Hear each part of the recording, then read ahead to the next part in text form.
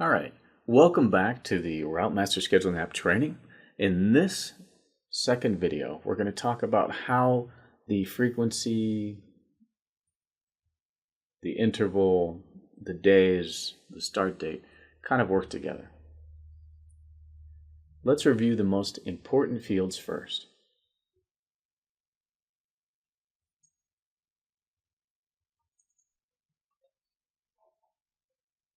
These are the fields that if we don't capture them in their entirety, we can't actually build a valid route schedule.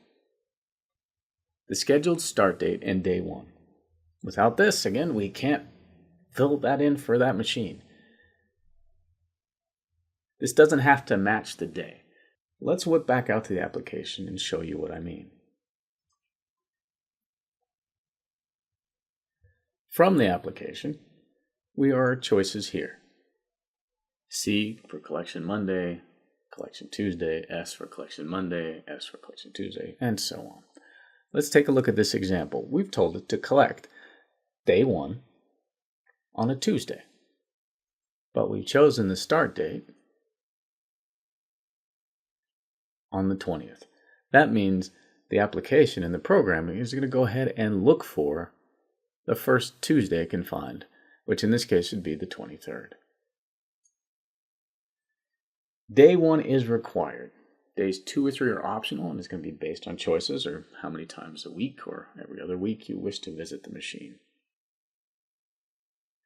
Keep in mind that the days are going to drive the exact day of the week in which the collection or the services take place. And also keep in mind that this will change based on IRAD activity automatically as the system processes it. Currently, we have it set to every few hours to update with new IRAD records, so additions and removals to a given route. Next, we get to interval and frequency. Interval must be selected from the drop-down choices. So our options currently are weekly, alternate, and when you think alternate, think alternating service types, collection, service, not every other week. That would be frequency. And then we have last day, which is a straight calculation, meaning find the last day of the given month that I've specified. So if you say collect Tuesday, it's going to find that last Tuesday of the month. Another thing is that alternate intervals, when you choose it, require a day 1 and day 2 to be populated. Otherwise, it'll be treated as straight weekly.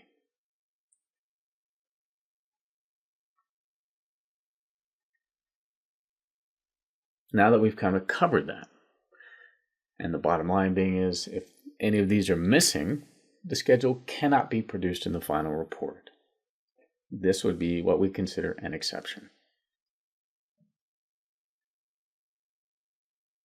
Now let's look at some examples. Start off with something simple. Our example is we choose an interval of weekly, a frequency of 1, a day 1 is collection Monday, day 2 is service Thursday. We populate this out on a calendar, just a generic calendar. This is what it would look like.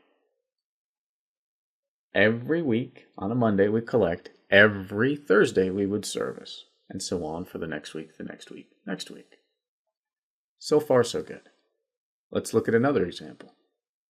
In this example, we have an interval, chosen weekly, frequency of 2, day 1 of collection on Monday, day 2 of a service on Thursday.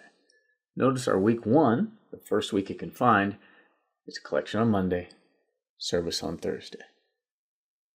The next week, we have nothing. Week 3, we pick up again. Now let's look at something a little different. We choose the interval of weekly and a frequency of 5, and we choose the day to be Friday. In this case, let's call it a collection on Friday.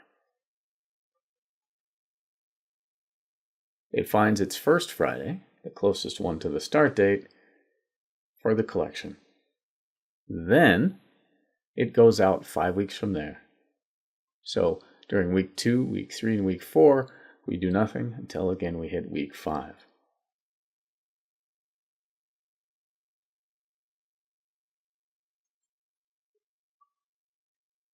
Now let's talk about the alternate interval briefly. We choose alternate. We choose a frequency of 1. We choose a day 1 as a collection on Monday, a day 2 as a service on Thursday. Now, when you think alternate, think alternating service types. So, for example, my frequency being 1 weekly, I collect the first Monday, and then the next week I don't collect on Monday, but instead I service it on Thursday. Once week 3 rolls around, I'm back to a collection on Monday, and week 4 would be a service on Thursday, much like this mini calendar shows. Now, let's look at the last day interval. The last day is calculating the last day of a given month, and this will be driven by the day 1. Anything past that, of course, will be ignored. So in this case, I chose the frequency of 1, which in this case, frequency doesn't affect last day per se. It just calculates the last day of a month. So the frequency is always 1, even if I choose 2, 3, 4, 5. The day I've chosen is to collect on a Wednesday. When I say this, and I use this with last day, I'm going to find the last Wednesday of this calendar month. In this case, it just happens to be the 25th. While frequency may not be blank, no matter what the value is specified, it will calculate the last day of the month anyway. Now, nothing is ever written in stone. If you'd like an enhancement request or like to activate an interval, just contact your IT department, and we'd be more than happy to see what we can do to alleviate that. And that kind of concludes our example session for this application.